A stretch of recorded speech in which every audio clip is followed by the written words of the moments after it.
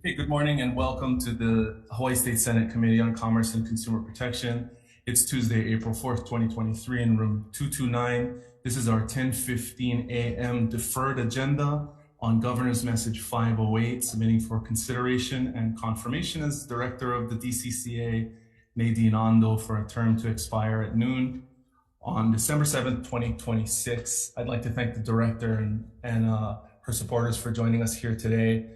After conferring with the members, I'm going to apologize as chair. We should have allotted more time in that confirmation hearing last week to allow for Q&A. So after conferring with the nominee and the other members, we are going to defer decision-making on this agenda item for 1 week, and we will reconvene at 9:30 a.m. on Wednesday, April 12th in this room 229 to allow for more dialogue between the members and the director and to allow appropriate time for everyone to prepare for that conversation. If there are no objections, I will adjourn this agenda.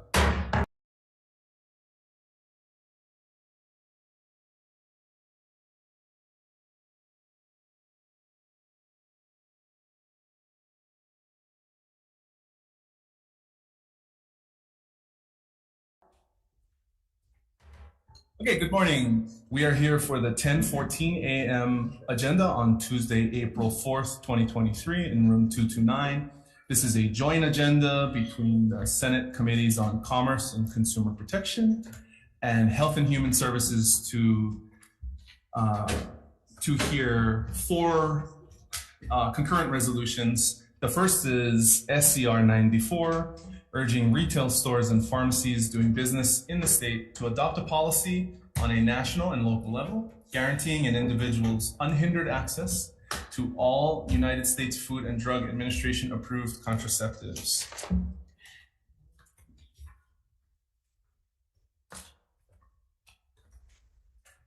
First up, we have Alan Kaneshiro in support. Dara Yatsushiro in opposition. Planned Parenthood Alliance Advocates in support, and Aloha Care in support. Is there anyone else who would like to testify on this resolution? Okay, seeing as how we do not have anyone to ask questions of, we'll move to the next measure on the agenda, SCR 182, which requests the auditor to assess the social and financial effects of mandatory health insurance coverage for fertility preservation procedures for certain persons who have been diagnosed with cancer and whose cancer or cancer treatment may adversely affect their fertility. First up, HMSA with comments. Good morning. Good morning. Aloha chairs, vice chairs, members of the committee, Don Karisu on behalf of HMSA. We're going to stand on our written testimony providing comments, but just want to highlight that we've provided suggested amendments if the committees would so consider them. Thank you so much. Thank you very much. Next, we have Michael Goliu Jr. for the Stonewall Caucus of the Democratic Party of Hawaii online. They're not present on Zoom. Okay, they submitted testimony in support. Next, we have Rennie Soon of Hawaii ACOG in support. Michael Carney and Lori Pierce for the Hawaii Society of Clinical Oncologists in support. Cynthia Au of the American Cancer Society Cancer Action Network in support. John Fratarelli for the Fertility Institute in support.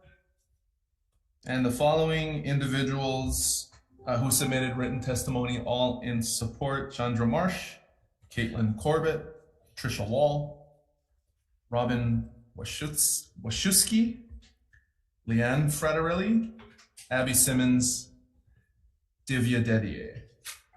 Is there anyone else who would like to testify on this resolution? Members, any questions?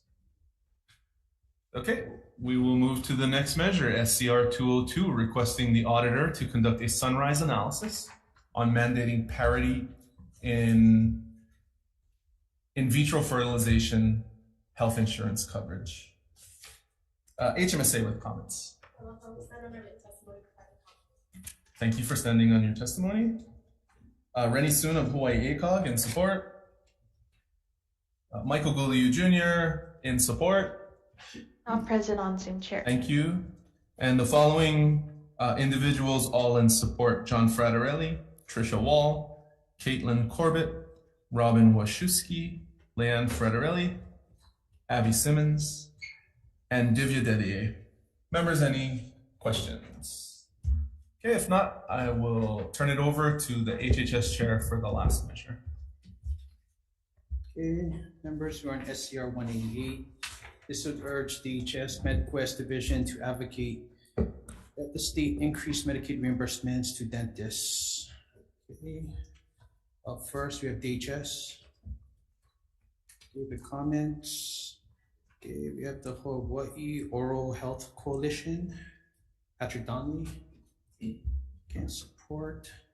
Dr. Sand. And Leo Minton, both in support. Any others wishing to testify? Seeing none, members, any questions? Both. Chair Kalome, Vice Chair Fukunaga, Chair San Buenaventura, and Vice Chair Aquino. My name is Dr. Don Sand. I've been working on the front lines and a consultant in the safety net systems of Hawaii. I'm actively in 4 oral healthcare coalitions. 2 are national and 2 are local, and all focused on addressing care disparities. We are in support of SCR 188, and I stand on my written testimony except for this one highlight. We're asking that this committee recognize that there's an intimate connection with oral health and whole body health, and that disease can go both ways, that oral health disease untreated can dramatically affect disease in the body and the organs. In the same way, we want this community to recognize that the oral health care financial systems are intimately integrated in our Medicaid financial systems and our medical financial systems. Thank you so much for this opportunity to testify. If one is not healthy, the other cannot be healthy. Thanks, Dr. San. Any others wishing to testify? Seeing none, members, any questions? Okay. Senator McKelvey. Dr. San, please. You have a question. Sorry. No, first of all, I'm a big supporter. Oh, awesome. The link between oral health, especially in our rural communities, and the access to proper oral care is important. But we've been talking to our congressional delegation, and there's been conversation of cliffs coming up, on existing fees and support from the federal government. Has your association been in conversation with the Congressman Takuda or others from the federal delegation on, insofar as what the temperature in Congress is on trying to get a rate increase and what challenges there may be to existing rate structure? That's a good question. Thank you for understanding this connection. Our coalitions are working with some of the top national best practice in public health. So the top Medicaid people, the top oral health public health people that are from NOAA, National Network of Oral Healthcare Access. So we haven't directly talked with Joe Takuda, but we understand that that's the next step. And I think several of the congressional federal connections need to be made, but we're more just national with our consultants and our local. But that's an important connection. Thank you for asking. No, thank you for being here to answer that question. The cliff conversation came up earlier today, so it triggered my memory. I'll be happy to follow up on that point. Okay, thank you so much. Okay, thank you. Thank you, Chair. Senator Richards. Yeah, come back. You're the only one here, Dr. Sang, so I need to answer all these questions. Okay, Senator Joy, I'll Senator try my Richards, best. please proceed. Yeah, thank you. I'm from Big Island, and this is a big problem on the Big Island. I think our rural districts, and I don't think it's unique to the rural district, but more problematic in the rural districts. Something after Senator McKelvey said, going forward, is your plan to push at the federal level, and is there a way we can help you advocate for that? Well, yes, probably the second biggest bill that all of our coalitions locally are pushing for is this task force that would be tied to legislative task force. There'd be 21 individuals, bosses from all of the moving parts, from the insurance companies to the universities, Jepson. We hope that this coalition can lead the way to making long-term changes, having emergency changes, which we need to do now, 2 and 3 year plans, and making a 10-year plan. Okay, I appreciate that. Like, like it's been stated, the federal connection is very important to get this all done. And I think we as senators are here willing to help, but we also want to highlight this and then work with you going forward. Well, there are several states that are now doing best practices, and they're leading the way for renovating the oral health care systems, and they're having successes. So we're studying their papers, and we talked to some of the authors, and a lot of them would be happy to come here and be a part of the consulting. But please, please share that stuff with the committee. Thank you, Chair. I yield. Okay, thank you very much. Any other questions, members? Seeing none, are we going to recess? Chair. I'm ready. If you are. Okay, we need board sheets. Thank you, Dr. Sanders.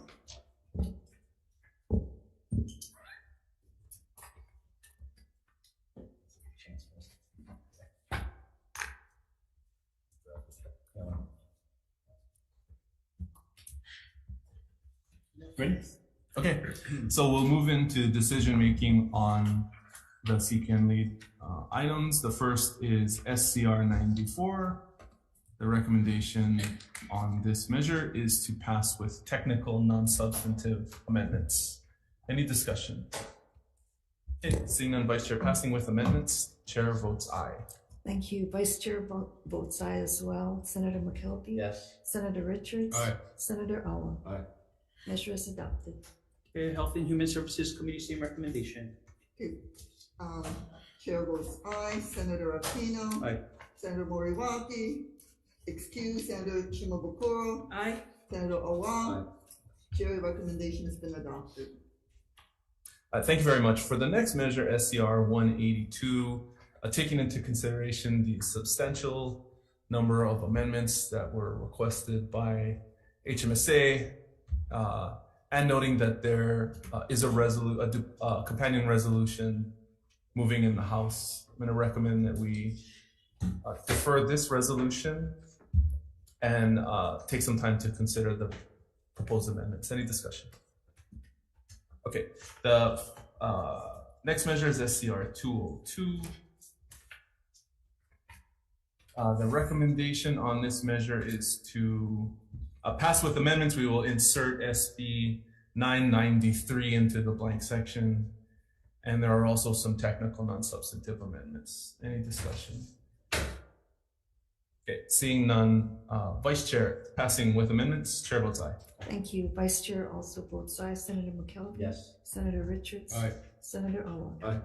Measure is adopted. Okay, Health and Human Services, same recommendation. Okay, with four senators being present and Senator Moriwaki being excused, are there any reservations?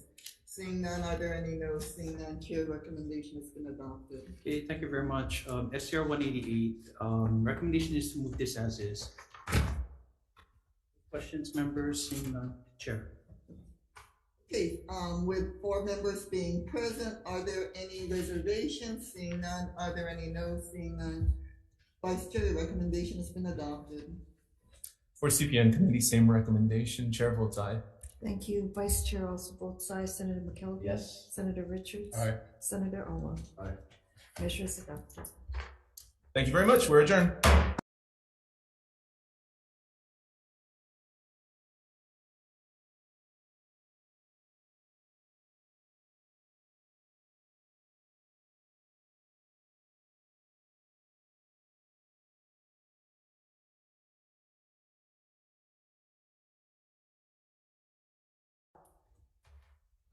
Hey, good morning. Welcome back. This is Tuesday, April 4th, 2023.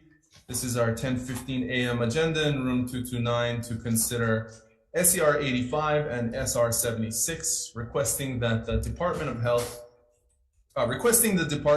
to provide an explanation as to why it has not issued any additional medical cannabis dispensary licenses pursuant to Section 329D-2J, Hawaii Revised Statutes. First and only testifier is the Department of Health offering comments. Good morning. Morning, Chair, Vice Chair, committee members. Michelle Nakata for Dr. Kenneth Fink, Director of Health. We do apologize for the lateness of our testimony. We stand on the written testimony that was submitted. You should have received copies. And I'm available for any questions the committee may have. Thank you. Thank you. Why don't you hang on right there because I have questions. Is there anyone else who would like to testify online or in the room? Okay, seeing none. Are there any members with questions first? Okay, so my question is, reviewing your testimony, you state that the primary reason no additional licenses have been issued is that the current 8 licensees are not operating at maximum capacity. Correct. To be direct, that does seem disingenuous because some of the reasons why the dispensaries have not been able to expand are regulatory actions taken by your office. Okay, I'm not sure. For example, last year, a dispensary on the island of Kauai was not allowed to expand out their production center from 1 building to 2 because of your directive that they not do so, even though they still would operate under the 5,000 plants per site limit. They did expand to a second production After the legislative session and proposed legislation was heard in this body to amend the rules, then the department took independent action to reconsider their decision prohibiting the production at 2 different buildings on 1 production center site, right? I respectfully disagree. They were already allowed to have 2 production centers, and we did authorize the second production center that was independent of the expansion to 3 production centers. It wasn't 2 production centers. Your office refused to allow them to operate in 2 buildings on 1 production center site. That's not correct. It's in the record on YouTube before the health committee in the legislative session last year. Perhaps we both need to go back but I can review our actual licensing records. And the production center was authorized. They were allowed to have it. We don't disallow them to have the 2 buildings co-located on the same site. Another of our dispensaries, one of the Maui dispensaries, had 2 production centers located on the same site from almost the beginning of the dispensary system. So I back in 2016 or 2017, they were authorized to have a second production center on the same site. So your position is that the expansion of the existing dispensary footprint to full capacity, the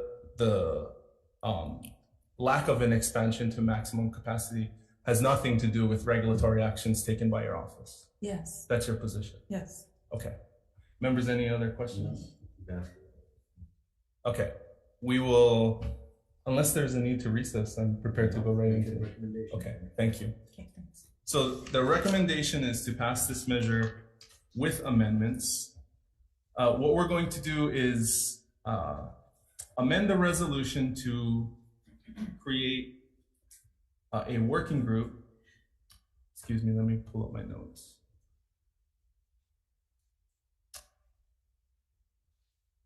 Requesting the Department of Health and the Office of Medical Cannabis Control and Regulation, in collaboration with the chairpersons of the Senate committees on Health and Human Services and the House Committee on Health and Homelessness, to convene a medical and adult use cannabis working group to research, develop, and finalize recommendations for the creation of a dual-use regulatory system allowing access to medical cannabis and cannabis for adult use.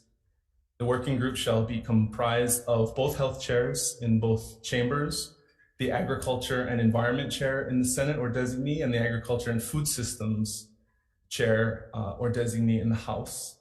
The Attorney General, Director of Health, Director of Agriculture, Director of Taxation, Prosecuting Attorney of Honolulu, a police chief chosen by the Law Enforcement Coalition, a representative of the Drug Policy Forum of Hawaii, a representative of the Coalition for a Drug-Free Hawaii, and 4 participants of Hawaii's medical marijuana program, a patient, patient or guardian of a patient under the age of 10, a named caregiver, and a representative of a licensed dispensary, and any other participants identified in consultation with the members of the working group. And they're requested to submit a report 10 days prior to the convening of the 2024 session.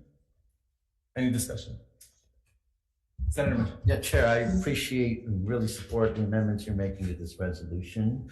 It was only brought to our attention today that the state and counties received a collective of $24 billion over the pandemic, and that all that funding is going to be that clip I talked about earlier. So I appreciate you putting this working group together to continue the ideas that you were moving earlier in this session. So thank you for that. Any other discussion? Okay, seeing none, Vice Chair, passing with amendments. Chair votes aye. Thank you. Vice Chair votes aye. Senator McKelvey? Yes. Senator Richards? Aye. Senator Awa? Aye. Measures adopted. Thank you very much. We'll adjourn this agenda.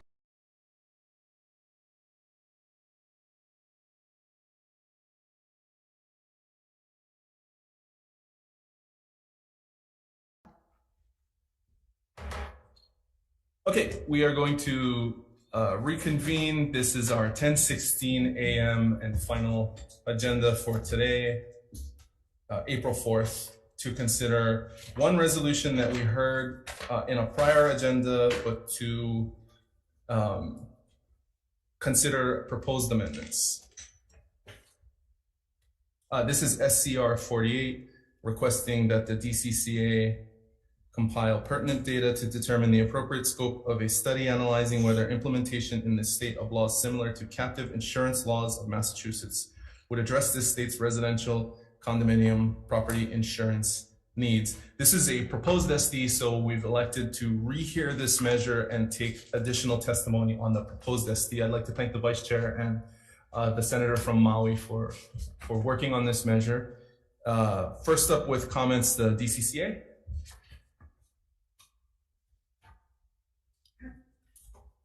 Good morning. Good morning, Chair, Vice Chair, members of the committee. We submitted testimony on this Senate Draft 1 of SCR 48 after reviewing it, and submitted testimony in support of the measure. We only had comments with regard to the time frame for collecting and compiling the data for the interim report. In terms of explanation for that, there is a 6-month period that's provided for in the resolution.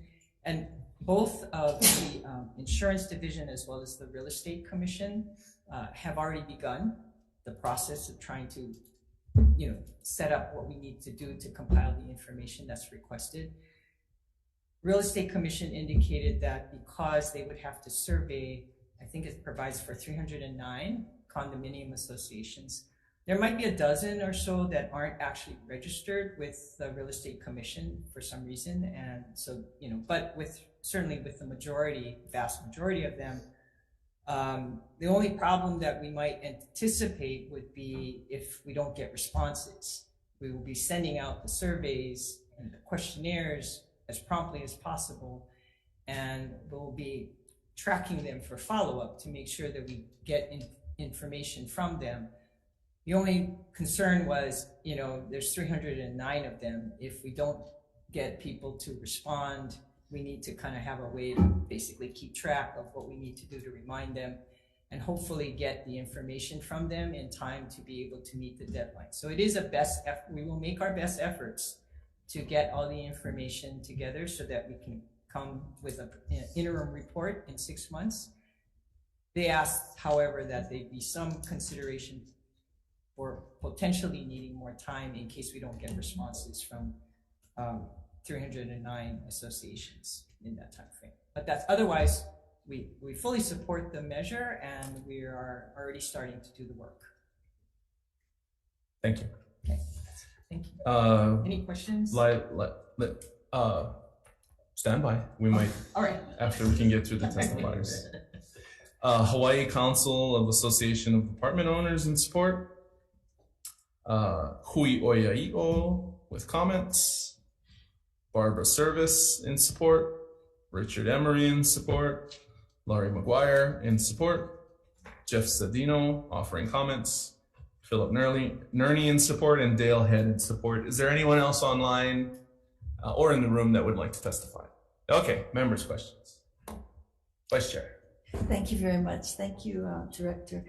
The purpose of putting a separate deadline for the compilation of data was really intended to assist the department in scaling, the scope of evaluation of the feasibility of using this Massachusetts approach. And, in working with many of the 309 identified condominium association properties, most of them are really under the gun at this point. Not only are they facing very short time frames to either install fire sprinklers or other fire safety improvements, but they are also facing new challenges as a result of the interest rates really going up. Some banks are now telling condo associations, if you didn't pass your life safety evaluation, we're not going to be loaning money for financing for other kinds of improvements. So they're really caught between a rock and a hard place. And I think if we can work with your department, in terms of framing the questions to be posed to this small group of condominium associations, we think everybody will respond in a fairly immediate time frame, because this is turning into sort of a crisis that was never envisioned at the time the county law was adopted. And if it turns out that a broad range of conditions is affecting the individual property's ability to either comply or secure financing, or also to address their insurance needs, then we think that if the legislature and your department works together, we should be able to get the information fairly quickly. Well, and I appreciate that. I don't expect that these condominium associations will sit on our request for information, and we will get this information and get it done in 6 months to be able to submit the interim report. So I appreciate that. There would be no reason for them to sit on it to respond. Understand? Okay, thank you. Any other questions? Senator McKelvey. No, I appreciate you, going out there, and because they're approaching us, right? So I think they're going to be very eager to talk to you, but also to utilize the associations themselves. I mean, these collective associations like CAI and others, to go ahead and send the surveys to them, because they can provide data that they've experienced on their behalf, with all of these other different, so you can get meaningful data quickly by working with, Ms. Sujimura's and Mr. Embry's association companies and collectives. So that might be a good way to speed it up. That is very helpful, because, first of all, we thought, okay, we'll just have to send something out to 309 or however many of them we have contact information for, and then have an Excel spreadsheet and figure out who's responding and, go after them. But understanding that there are organizations that already probably have much of the information we're charged with trying to get, that would be a good shortcut to be able to get the information quicker. So I think so too. That'll help facilitate the time frame for the reso, so that we can help address this potentially next session. Yes, we understand the immediacy and the need and urgency to work on this with you. So appreciate that so much, Director. Thank you. Thank you. Thank you, Chair. Members, any other questions? Okay, seeing none, let's recess briefly for decision making.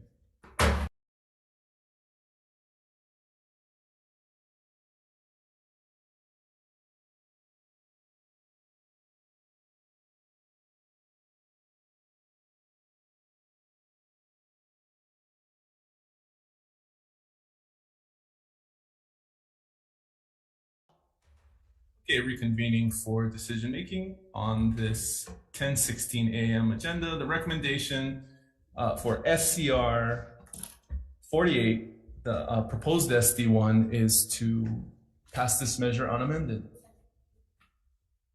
Oh, I'm sorry. We're passing SCR 48 with amendments, adopting the proposed SD1. Thank you. Any discussion? Quick question. I know you're going to pass this as proposed, but maybe in the committee report, if you could allude to the memorialization of having them work with the different association groups to collect the data. So noted. Cool. We can do that. Appreciate it. Any other discussion? Okay, seeing none. Vice Chair passing unamended. Chair votes aye. Chair votes aye, Vice Chair also votes aye. Senator McKelvey, Yes. Senator Richards. Aye. Senator Elwood. Aye. Measures adopted. Thank you very much. We're adjourned.